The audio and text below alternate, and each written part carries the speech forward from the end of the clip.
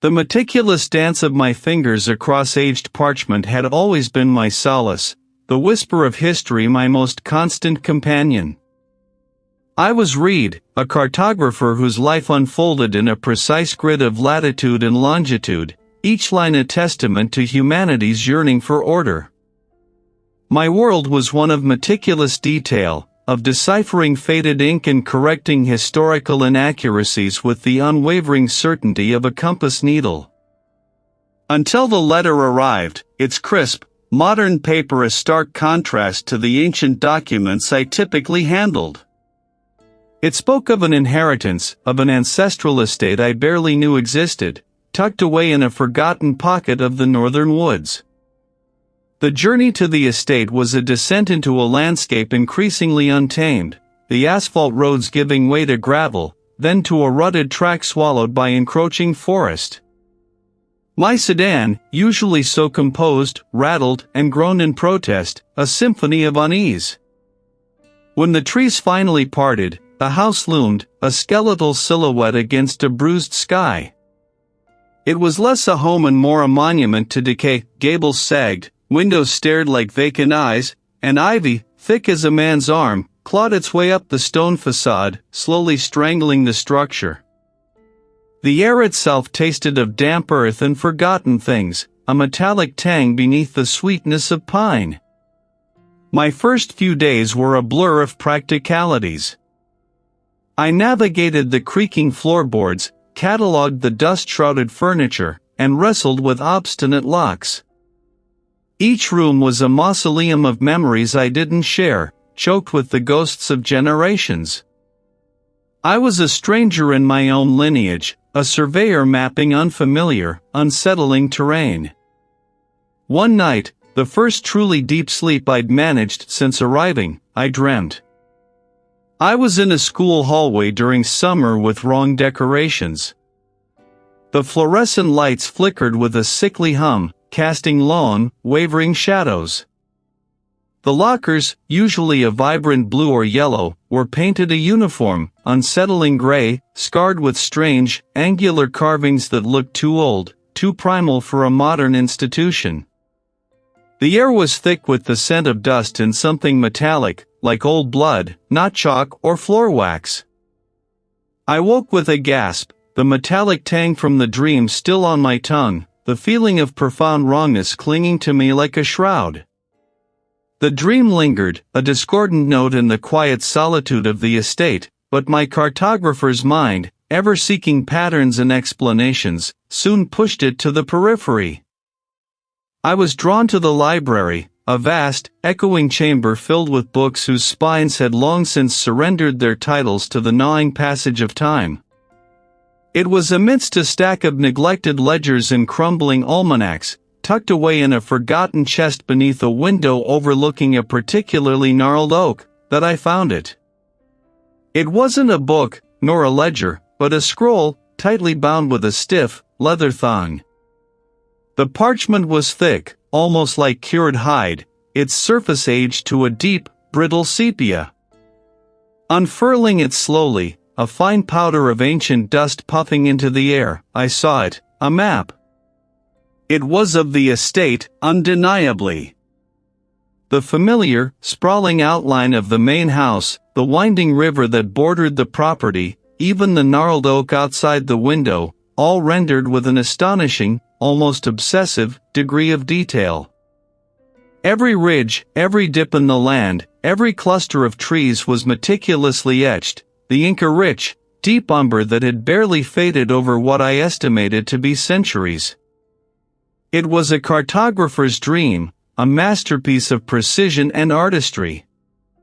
Yet, it was also profoundly unsettling. The map was incomplete. Its southern edge simply ceased, a jagged tear in the parchment, as if the land itself had been violently severed. And then there were the symbols. They weren't standard cartographic markers.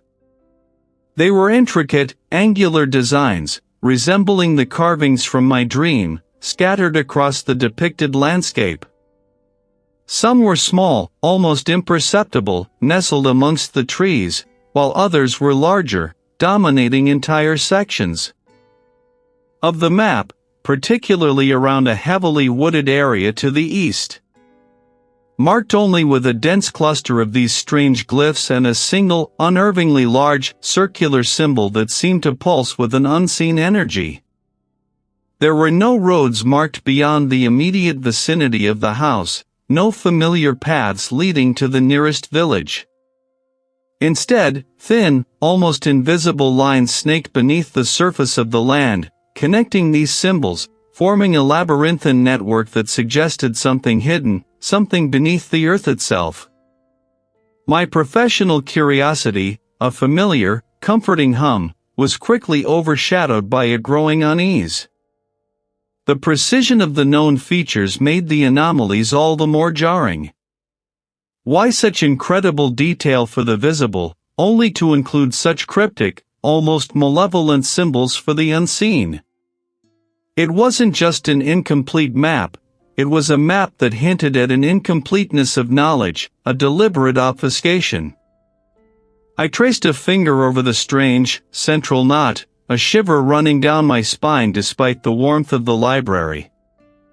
This wasn't merely an ancient artifact, it was an invitation. The estate's embrace was less a welcome, more a slow, suffocating draw. I stood at the edge of the manicured, yet already faltering, lawn, the inherited map clutched in my hand. Its parchment, brittle with age, felt cool against my palm, a stark contrast to the humid breath of the summer air. Beyond the immediate grounds, the land surrendered to an untamed wilderness, a dense tapestry of ancient oaks and thorny thickets that clawed at the sky. My cartographer's eye, trained to impose order on chaos, felt a prickle of unease. This was not merely overgrown, it felt hostile. My first objective was simple: verify the perimeter, reconcile the map's cryptic lines with the physical reality. The map, with its faded ink and peculiar symbols, suggested a clearer path, a more defined boundary than what lay before me. Almost immediately, the discrepancies began to surface. A cluster of crumbling stone walls, half devoured by moss and encroaching roots, appeared where the modern deeds showed only an unbroken expanse of forest. Their architecture was unfamiliar, too robust for a simple outbuilding, too irregular for a foundation. I traced a finger over the map, then back to the physical ruins. Nothing aligned. The structures seemed to have simply been. My meticulous nature recoiled. This was not an error of survey, it was an omission, a deliberate blindness. As I ventured deeper, the canopy overhead thickened, swallowing the sunlight. The shadows here were not merely areas of lesser illumination, they were pockets of absolute absence, absorbing light with an unnatural hunger. Even in the bright afternoon, certain corners of the woods seemed perpetually cloaked in a twilight gloom, the air within them noticeably cooler, carrying a faint, metallic tang. I found myself instinctively avoiding these abyssal pools, my skin prickling with an inexplicable dread. Then came the markers. Scattered haphazardly, yet with an unsettling rhythm, were rough-hewn stone monoliths, barely taller than my waist. They bore no inscriptions I could decipher, no obvious purpose. They weren't boundary stones, for they meandered erratically, often deep within the property. They weren't memorials, for they stood alone, stark and unadorned. One, partially obscured by a fallen log, pulsed with a subtle vibration beneath my fingertips, a low hum that seemed to resonate deep within my own bones, a sound felt more than heard. My cartographer's mind, accustomed to logic and reason, struggled to categorize them. They were simply wrong. The air itself seemed to shift, to breathe. The chirping of unseen birds would abruptly cease, replaced by a low, guttural murmur that seemed to emanate from the very ground, a sound like a distant, troubled sleep. It wasn't wind, nor animal, it was something else, something ancient stirring.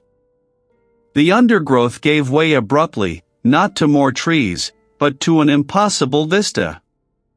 Before me stretched a long, narrow corridor, its ceiling missing in places, allowing slivers of daylight to pierce through. Fluorescent light fixtures, cracked and yellowed, hung crookedly from a corroded metal frame, some dangling by a single wire. The floor was a mosaic of linoleum tiles, buckling and stained, the once vibrant colors muted by grime and decay. But it was the decorations that clawed at my composure. Instead of bright construction paper art or seasonal displays, the walls were adorned with what appeared to be crude, charcoal drawings. A calendar, pinned to a bulletin board near a half-open classroom door, showed a year long past, but the dates were circled with a furious, crimson ink, and beneath each circled day, a single, unsettling symbol repeated, a spiral within a triangle. It was not on any map, not even the ancient one clutched in my trembling hand. Beyond the lawn, the house loomed, a silhouette of fractured memory against the bruised twilight sky. Its windows, like vacant eyes, seemed to watch me, not with curiosity, but with a patient, predatory stillness. A shiver, not of cold, traced its way up my spine, a delicate tendril of unease. Days bled into a monotonous rhythm of tracing lines and cataloging relics. My meticulous nature, usually a solace, now felt like a tether binding me ever closer to this place. I spent hours hunched over the inherited map on the vast, dust-filmed dining table, its surface scarred by generations of forgotten meals.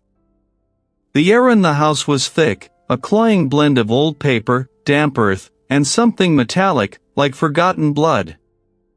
It began subtly, an almost imperceptible flicker at the edge of my vision. A shadow, too swift to be real, would dart across the periphery of my sight as I moved from one room to another. I'd whip my head around, my neck muscles tightening, only to find nothing but the settling dust motes in the faint light. At first, I dismissed them as the house groaning, the ancient timbers shifting, or the wind sighing through ill-fitting panes. But they grew clearer, or perhaps my perception sharpened under the constant strain. They were disembodied, rustling fragments, like dry leaves skittering across a stone floor, seeming to emanate from the very walls themselves. Sometimes, I thought I heard my name, a drawn-out, sibilant sound, barely a breath. I'd walk to the wall, press my ear against the cool plaster, trying to discern the source, but found nothing. The house was a tomb, yet it hummed with an unheard life.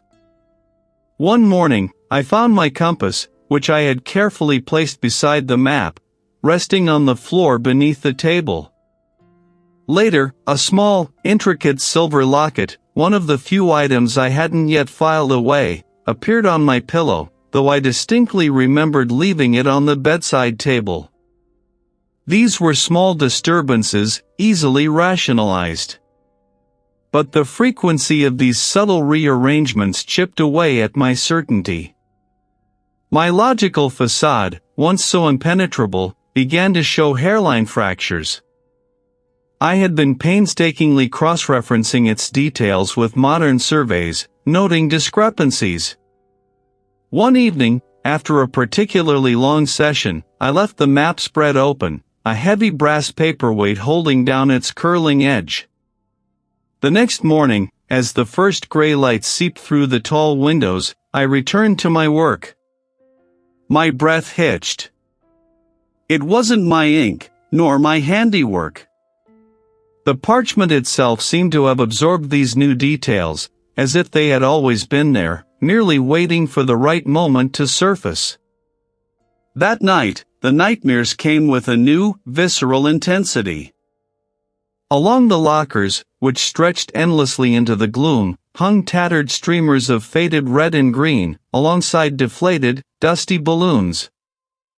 They were wrong, terribly wrong, a silent scream of displaced time.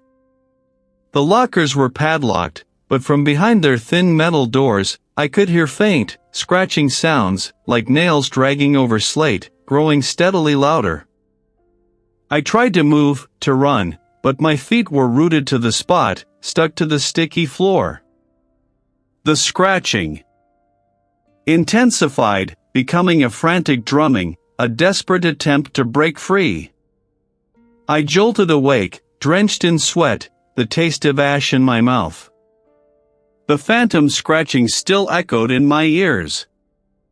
My room, usually a haven of quiet, felt charged, expectant. The rationalizations, the self-assurances, crumbled like dry earth. This was no longer stress or isolation. Something had woken here, beneath this land, and it was reaching for me, its tendrils already coiling around my mind, demanding my attention, and perhaps, something more. The house was not merely old, it was a hungry thing, and Reid, was its newest meal.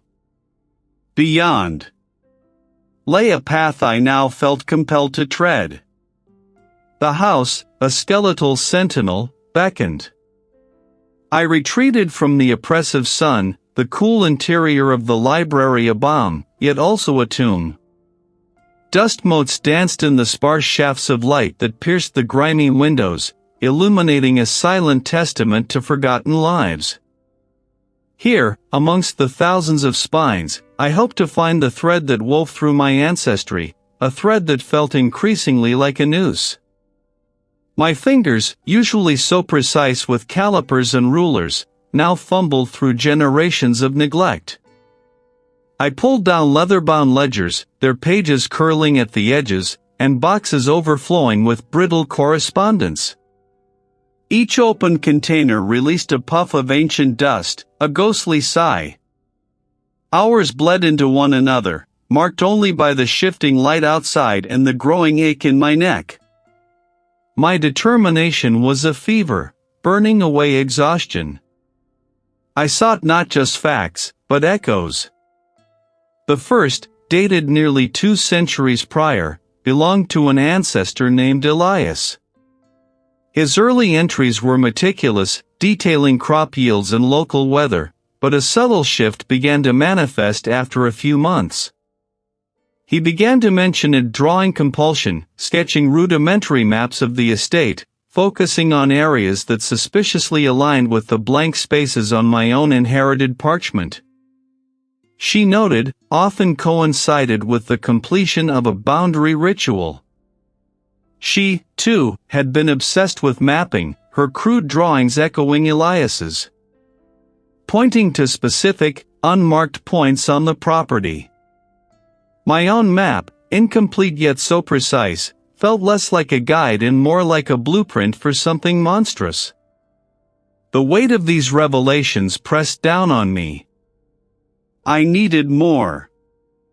The journals hinted at further documents, the records kept in the old schoolhouse. The estate was vast, and I knew of a decaying structure at its far edge, long abandoned. The walk was long, the overgrown path reclaiming its wildness. Finally, through a screen of gnarled oaks, the building appeared. It was a single-story structure, its windows boarded, its porch sagging. The door, unlatched, groaned inward at my touch, revealing a long, silent corridor. The air inside was stagnant and cool, carrying a faint, sweet smell that I couldn't quite place, like rotting flowers or stale candy. Faded construction paper cutouts, once brightly colored, now hung limply from the ceiling and walls, their edges curled and brittle. These were not the cheerful, vibrant decorations one would expect in a functional school, but rather macabre relics, their innocent intent twisted by time and neglect into something deeply unsettling. A chalkboard at the end of the hall still bore faint, chalked words of "The earth remembers. The earth takes." My heart hammered a slow, heavy rhythm against my ribs. I moved cautiously, my gaze sweeping over the disturbing artwork, each one a fresh prick of unease. Here, amidst stacked, empty desks and forgotten learning tools, I found another chest. It contained not just more letters, correspondence between family members discussing the affliction and the burden that seemed to pass down through generations, often mentioning specific locations that matched the incomplete map, but also a collection of local folklore, scribbled notes on aged parchment. The pieces clicked into place with an awful finality. The disappearances, the madness, the strange occurrences, they weren't random. They were tied to the land, to specific locations marked on my map. The map wasn't just a guide, it was a key. A key to something ancient, something malevolent, that demanded. What? The journals, the letters, the folklore, they all coalesced into a single, terrifying narrative. My ancestors hadn't merely inherited land, they had inherited a guardian's role, or perhaps, a sacrificial one. And now, the map, incomplete, was calling to me, demanding its completion. My meticulous cartography, my passion, was now a terrifying instrument, and I, Reid, was no longer just a scholar. I was a link in a chain, being drawn inexorably towards a terrible, unspeakable purpose. The map was not just a guide, but a pact, and I was its latest signatory. The correspondence, once neatly folded and tied with brittle twine, spilled across the dusty tabletop. I scanned the elegant cursive, my fingers tracing the faded ink. They were letters between a former estate caretaker and a distant relative, a man of some local standing, perhaps a magistrate, though his title was never explicitly stated. The words themselves were innocuous enough on the surface, discussing property taxes and crop yields, yet woven through the mundane were increasingly desperate pleas, veiled references to the land's demands, to the price paid, and to the growing appetite beneath. My breath hitched with each disquieting phrase. This wasn't merely a record of financial transactions, it was a chronicle of fear, a slow descent into a terror I was beginning to intimately understand. A sudden, sharp chill pierced the air, not merely a draft, but something colder, deeper, that seemed to emanate from within my own bones. The room, with its forgotten desks and learning tools, began to swim. The edges of my vision blurred, then sharpened, morphing into an impossible scene. Sunlight, a sickly yellow, streamed through tall windows, illuminating dust motes that danced in air too heavy to breathe. Yet, the decorations clinging to the peeling paint were not of summer. A banner, tattered and askew, proclaimed welcome autumn in letters that seemed to weep rust-colored tears. It was an anachronism, a jarring dissonance that clawed at my senses. Then, a sound. The map calls for blood. You are next. My head snapped around, searching for the source, but the hallway was empty, stretching into an impossible distance, each door identical, each window a blind, staring eye. The air grew thick, pressing down on me, stealing the breath from my lungs. A low, guttural growl vibrated through the floorboards, a sound that seemed to originate from deep within the earth itself. The skeletal tree cutouts on the wall seemed to writhe, their paper branches bending and twitching as if caught in an unseen gale. I squeezed my eyes shut, willing the vision away, willing myself back to the study, to the tangible, the rational. When I opened them again, I was back, slumped over the chest, the letters scattered around me. I needed to reach out, to shatter this suffocating isolation. My phone, a beacon of the outside world, felt impossibly heavy in my trembling hand. I dialed the local constable, the only other human I'd spoken to since arriving. The line rang once, twice, then a burst of static, like 1,000 insects buzzing in my ear, before it clicked dead. I tried again. Nothing. The screen remained blank, unresponsive. I tried a colleague, a fellow cartographer who understood my work, my obsession. The call connected, but his voice was distant, distorted, as if speaking from the bottom of a well. "Reid? You're breaking up.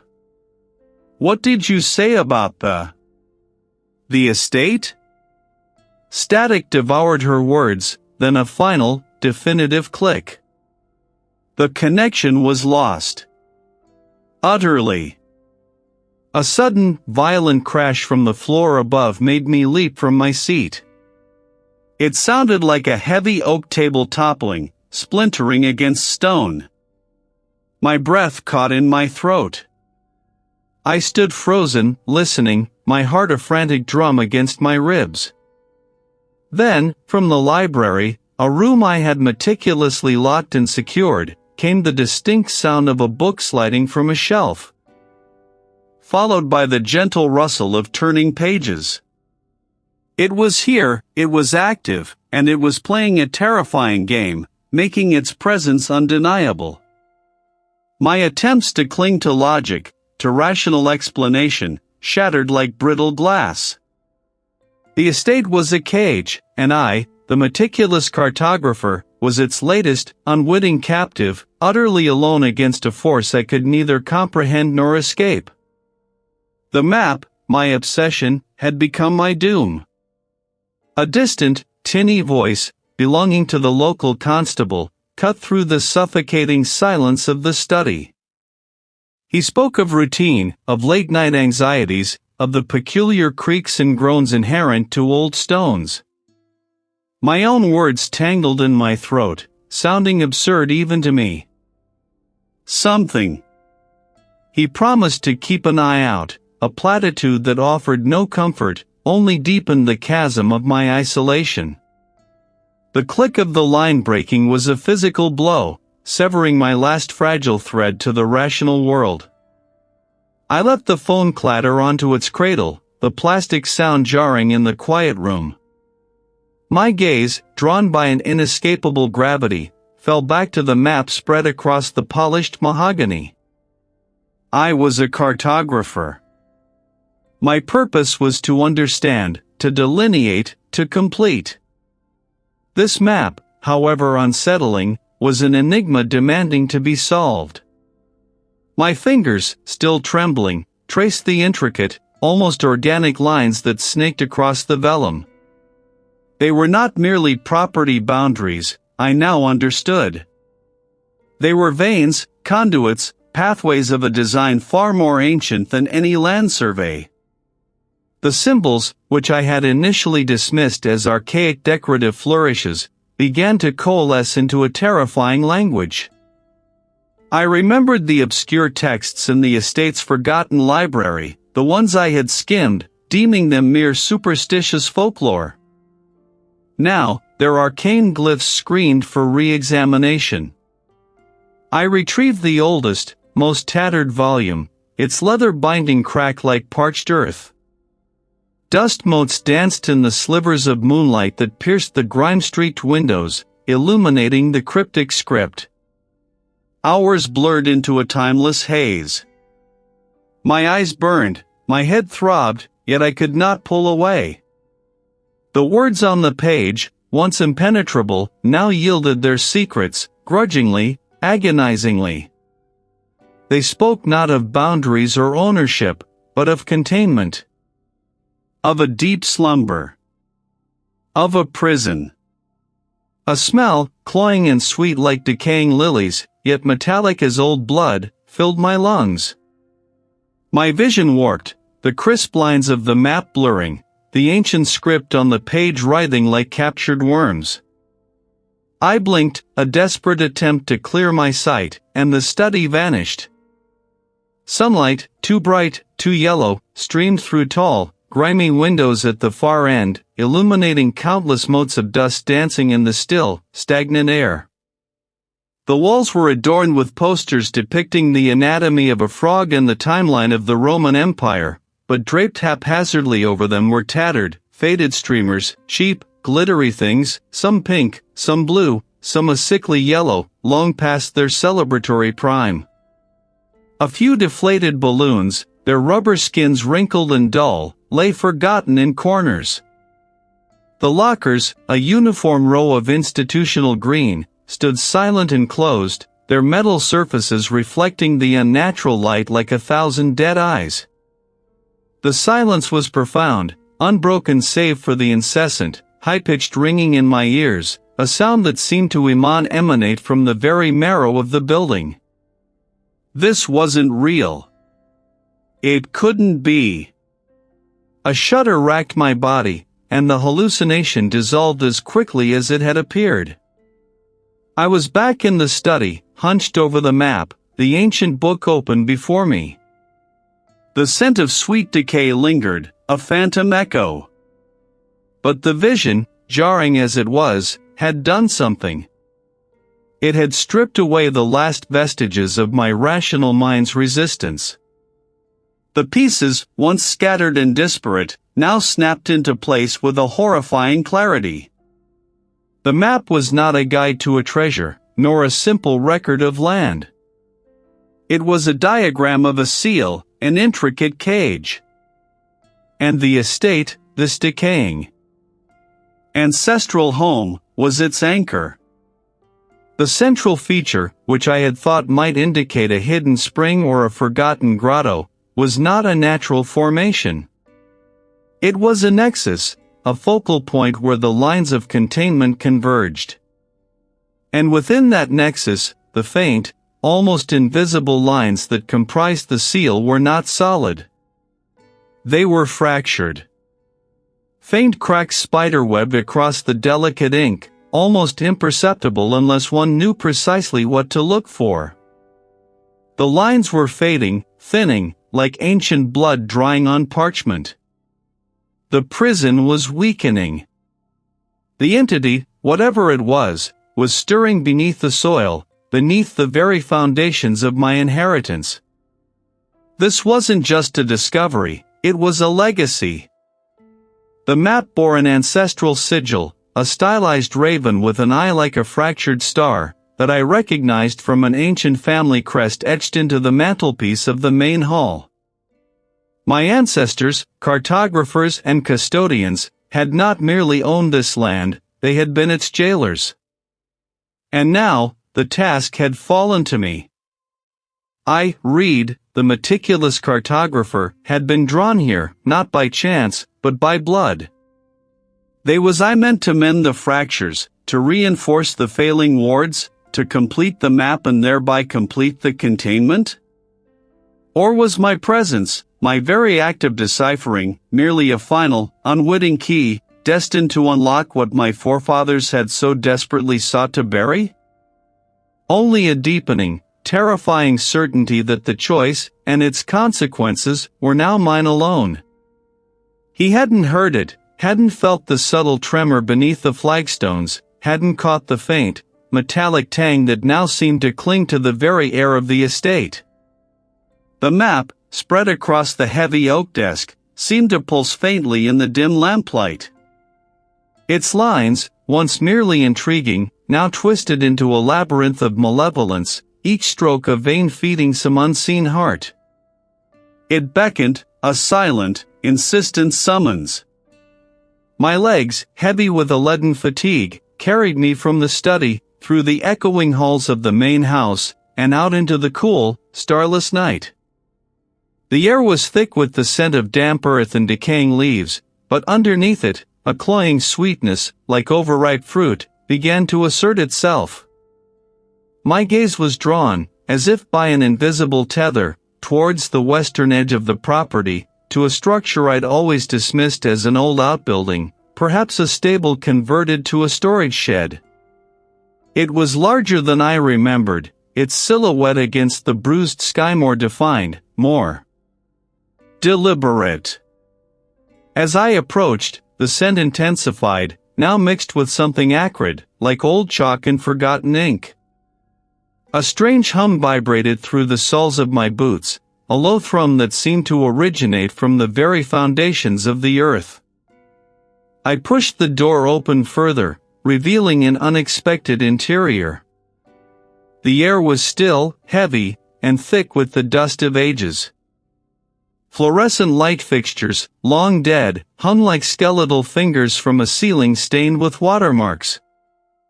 The walls, once painted a cheerful cream, were peeling in vast, curling sheets, revealing patches of sickly green and institutional yellow beneath. But it was the decorations that truly twisted the gut. Faded construction paper cutouts of leering jack-o'-lanterns hung alongside tattered, glitter-dusted snowflakes.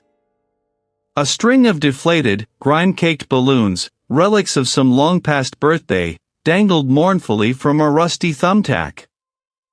On a corkboard, beneath a banner proclaiming Happy Spring, hung a collection of children's drawings. But these weren't innocent scribbles. The drawings were executed with an unsettling precision, the colors muted, as if drained of all joy. You belong here. You are ours. My mind, usually a fortress of logic and order, began to fray at the edges. Images flashed unbidden, faces, ancient and gaunt, their eyes burning with a hunger that was not human, hands, skeletal and grasping, reaching from the earth. Release us. Complete the work. The blood remembers. My own blood felt thin, insubstantial, as if it were evaporating from my veins. This was not merely an entity, it was a collective consciousness, a hunger born of forgotten centuries, and it sought to subsume me, to make me another vessel in its endless, subterranean existence. My eyes, darting frantically around the decaying hallway, landed on a small, recessed locker, half hidden behind a peeling poster of the solar system. The poster itself was disturbingly altered, the planets had morphed into grotesque, weeping visages. The locker door, unlike the others, was not padlocked but held shut by a simple, rusted latch. Drawn by an instinct stronger than fear, I forced it open. Inside, nestled amongst a scattering of desiccated crayons and a petrified apple core, lay a small, leather-bound journal. My hands trembled as I opened it. The pages, brittle with age, were filled with a spidery, archaic script. It was a chronicle, a warning, a desperate plea from one of my ancestors. The journal detailed the estate's true history, a lineage steeped in a pact made generations ago, a bargain struck with something ancient and malevolent that lay buried beneath the land. The wrong decorations in the hallway, the twisted children's drawings, they were echoes, residual manifestations of the entity's insidious influence, slowly poisoning the very fabric of reality within its reach. And then, the countermeasure. It was not a simple spell, not a mere incantation. It was a ritual, intricate and terrifying, designed to reseal the entity, to bind it once more to the subterranean depths, but the cost. The journal described it in stark, uncompromising terms. It required a profound personal sacrifice, not of blood, not of wealth, but of a deeper, more intrinsic part of my being. It was a sacrifice of self, a relinquishing of my identity as the last scion of this family, to become an unmoored ghost in the world. To fail was to become another blank, screaming face in the entity's eternal chorus, to allow its insidious tendrils to spread, to consume. To succeed was to obliterate a part of myself, to sever the roots that bound me to this world, to become nothing. Do not. You will be nothing. The determination that had driven my cartographic pursuits now focused, sharpened into a desperate, singular purpose. I would walk into it, if it meant this hunger would finally cease. He spoke of sanity, of the mind playing tricks in the lonely hours. His words, meant to soothe, instead carved deeper canyons of isolation around me. He was miles away, safe in a world where the floorboards didn't hum with a malevolent pulse, where the walls didn't breathe a stale, ancient breath. I hung up without a farewell, the click of the plastic a desolate echo in the vast, quiet room. There was no turning back. The map, now a brittle husk of paper, lay spread on the mahogany desk, its final, incomplete lines screaming their truth. I had to descend. My hand trembled as I gathered the few items I would need, a small, tarnished silver bowl, a length of coarse twine, and the intricate, bone-handled implement I had unearthed beneath the oldest flagstone in the pantry. Each object felt heavy, imbued with a sinister purpose I barely understood, yet was compelled to fulfill. The air in the study thickened, a cloying sweetness like overripe fruit mingling with the metallic tang of old blood. It was a phantom scent, or perhaps, a premonition. The entrance, revealed by the map's final, almost invisible inscription, was not a grand archway or a crumbling crypt. As I squeezed through the opening, the rough-hewn stone scraped against my shoulder, a physical reminder of the barrier I was crossing. My breath plumed white in the frigid air, a ghost of my living self. The passage descended steeply, twisting into the earth like a root seeking sustenance. The faint beam of my lantern cut a trembling path through the absolute black, revealing only a few feet of damp, slick stone at a time. The silence was profound, broken only by the drip of unseen water and the frantic thrum of my own pulse. But then, a subtle shift began.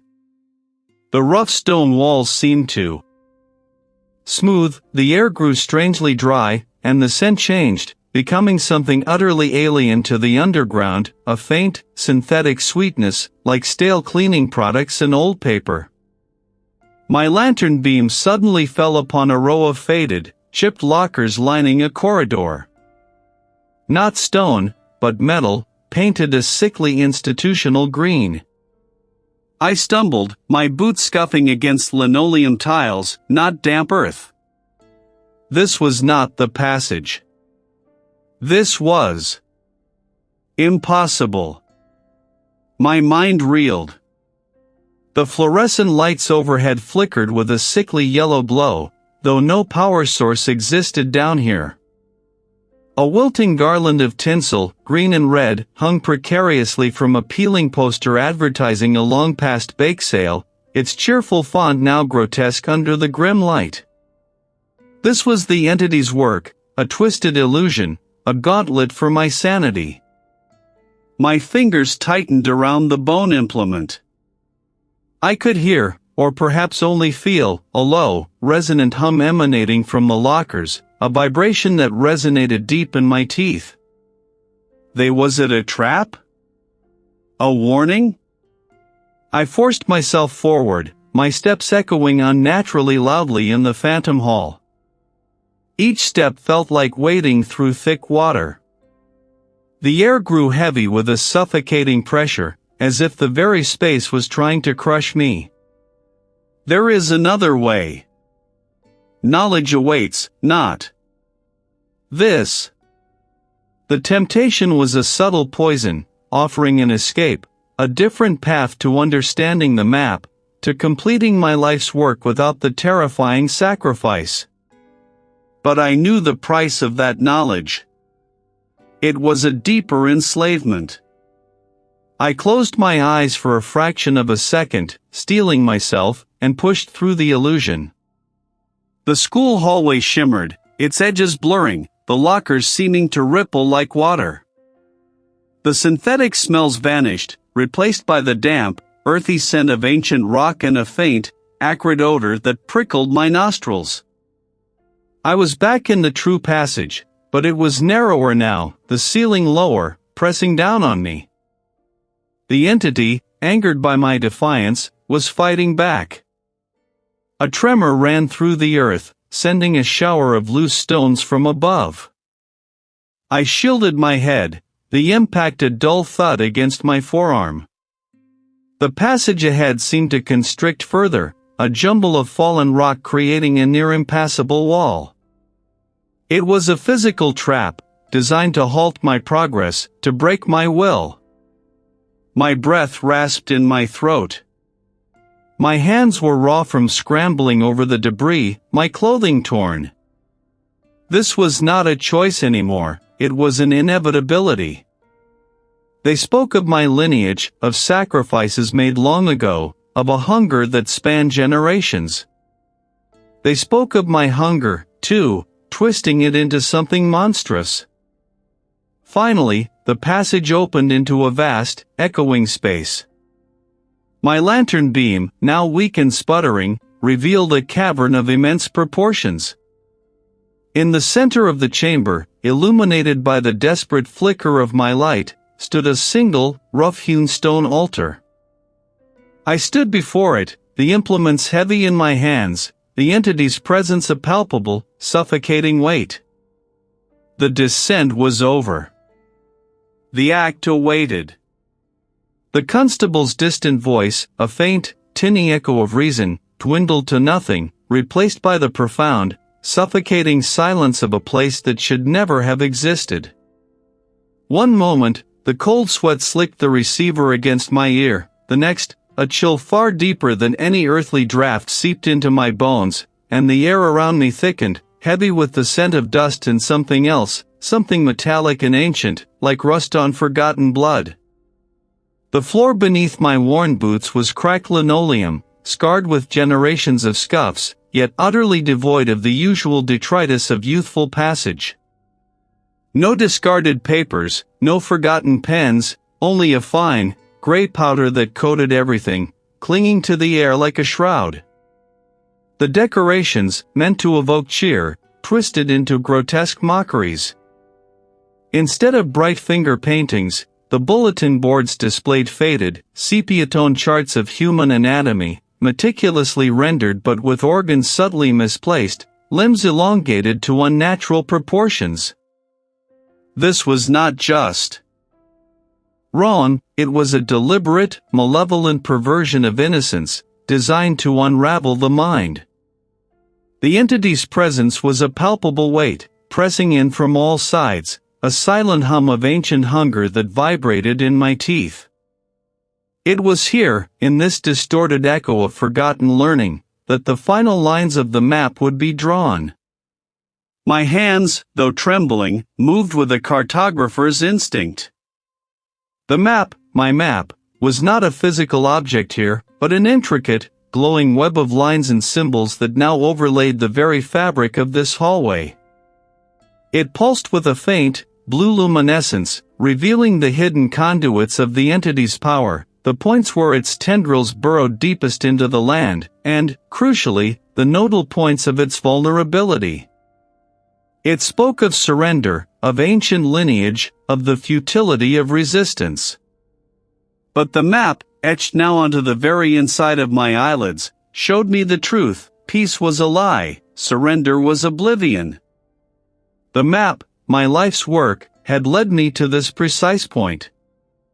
It had revealed the entity's weakness not as a physical flaw, but as a conceptual one, a reliance on forgotten pathways, on the very geometry of the land, twisted and corrupted. The wrong decorations were not random, they were a final, desperate attempt by the entity to confuse, to corrupt the very symbols I needed to manipulate. My eyes scanned the hallway, tracing the glowing lines of my internal map over the grotesque schoolroom. The hallway was a conduit, a primary artery. The ritual required more than just drawing lines, it demanded a focused act of will, a reinscription of order onto chaos. I saw the first point, a faint, shimmering glyph on the surface of a warped classroom door. With a grunt, I plunged the obsidian shard into the aged wood. A shriek, not of sound but of pure psychic agony, ripped through the air, rattling the very framework of my being. I moved, guided by the map's insistent glow. Each step was a battle against the rising tide of psychological assault. Visions flashed before my eyes, my ancestral home crumbling to dust, my own face contorting into a mask of ancient malevolence, the faces of those I had loved dissolving into nothingness. The second point was at the end of the hallway, where a fire extinguisher, its glass case shattered, revealed not the familiar red cylinder but a pulsing, organic mass. This was the entity's heartline. Taking a deep, shuddering breath, I pressed the obsidian shard against the pulsing mass. This time, there was no shriek, only a profound, suffocating suction, as if the very air was being torn from my lungs. The map's lines flared, a blinding blue, then began to retract, pulling the entity's tendrils back into itself. My hands were bleeding, not from the obsidian, but from the sheer force of my grip, my fingernails digging into my palms. My muscles screamed with strain, as if I were physically wrestling with an unseen titan. This was the event, the re-establishment of the primal geometries, the forcing of the entity back into its original prison. The reveal, the terrible discovery, was that the map had not only shown me how to bind it, but also how irrevocably I was now linked to it. The act of severing its connections had simultaneously forged a new, terrible one with myself. With a final, desperate surge of will, I twisted the obsidian shard, tearing through the organic mass. A deafening crack echoed through the hallway, not a sound but a rupture in reality itself. I collapsed, the obsidian shard falling from my numb fingers, clattering on what felt like cold stone. The entity was contained, banished, its tendrils recoiling into the earth, but the cost. My cartographer's eye, once so keen, now saw the world overlaid with faint, shimmering lines, the ghost of the map, eternally etched onto my perception. I had succeeded, but I was no longer merely Reid. I lay amidst the rubble, a broken puppet, my limbs splayed at unnatural angles. Dust, fine as powdered bone, coated my exposed skin, mingling with the crust of dried blood in the grime of the earth. The air, heavy and still, tasted of damp soil, of ancient stone, and of something else, a metallic tang that lingered, sharp and acrid, like the ghost of a scream. Every muscle screamed, every joint ached with a deep, systemic fatigue that went beyond mere physical exertion. It was the weariness of a spirit flayed. My eyes, crusted and burning, slowly tracked the devastation around me. The great hall, once a testament to my lineage's stubborn endurance, was now a skeletal ruin. Timber beams, snapped like dry twigs, jutted from the splintered walls, reaching for a sky that showed no stars, only the bruised, pre-dawn gloom. Masonry lay in fractured heaps, revealing the raw, weeping wounds in the estate's very foundations. Fluorescent lights, buzzing with a phantom hum, cast a sickly yellow glow on bulletin boards adorned with wilting autumn leaves and cobwebbed plastic pumpkins, utterly out of place for the season. The lockers, a uniform row of pale green, seemed to lean in, their silent mouths agape. My head throbbed, a relentless drumbeat against my skull, a rhythm that was not entirely my own.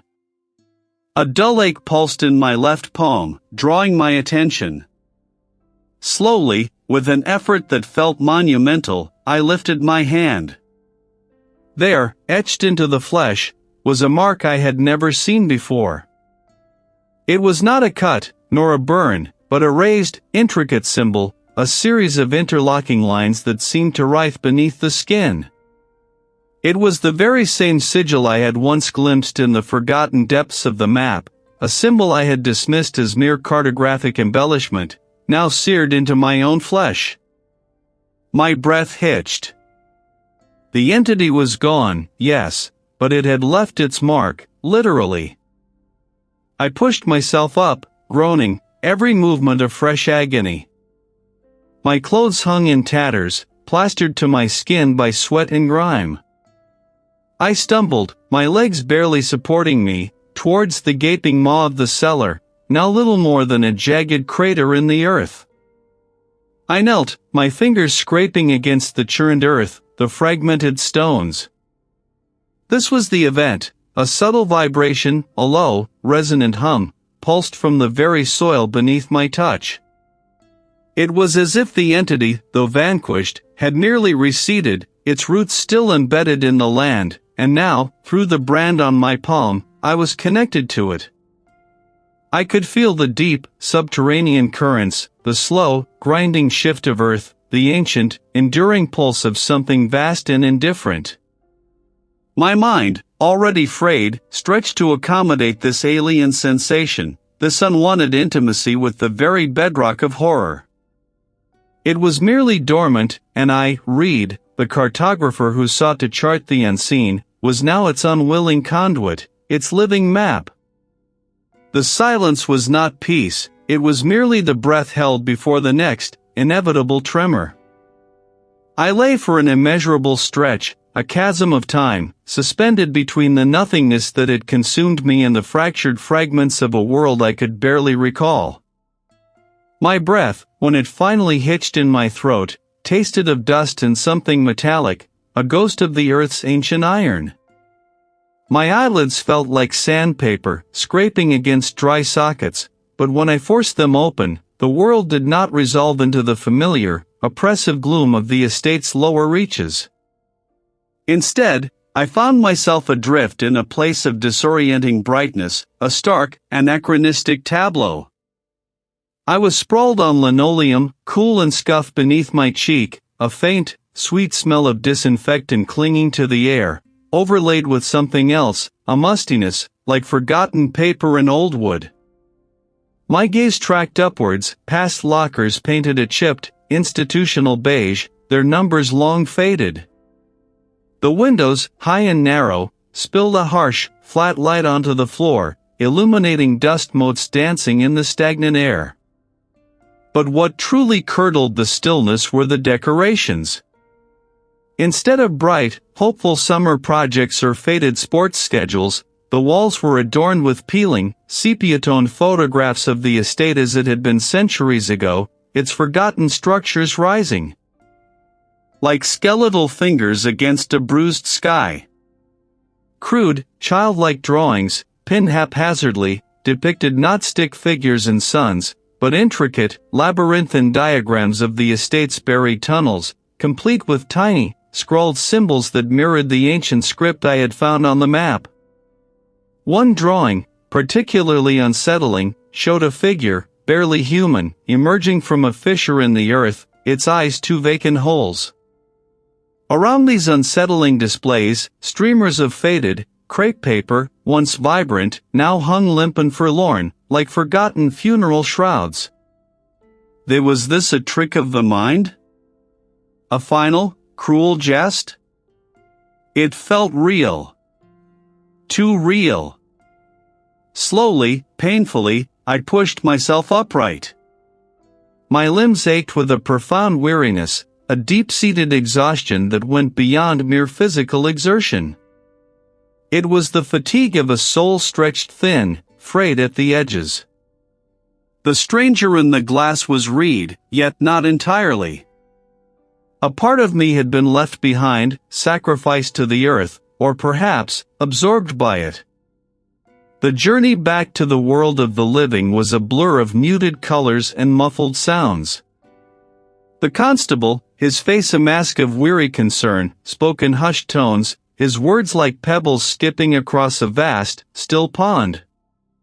He mentioned a search, my disappearance, the strange state of the estate's lower levels, like a landslide, but from inside asterisk, he'd murmured, his brow furrowed with a perplexity I could no longer share. I offered little explanation, my tongue thick with unspoken horrors. How could I articulate the price I'd paid? Days bled into weeks. The estate, once my obsession, now lay silent and still, a mausoleum of memory. I knew what lay beneath. I had touched it. It had touched me. My new life was a careful, measured existence. The maps I had so meticulously crafted, the ones that had led me to the precipice, now felt like ancient talismans, imbued with a power I dared not invoke. I still saw the lines, the contours of the land, but now they seemed to shift, to breathe, to betray the hidden veins of something malevolent pulsing beneath the surface. It wasn't a voice, not exactly, but a deep, resonant hum, a vibration that resonated in my very bones, a silent affirmation of its continued existence. It was a tether, invisible yet unbreakable, binding me to the secret.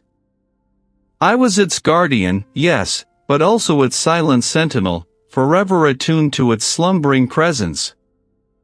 I would live, I knew. I would breathe, eat, sleep.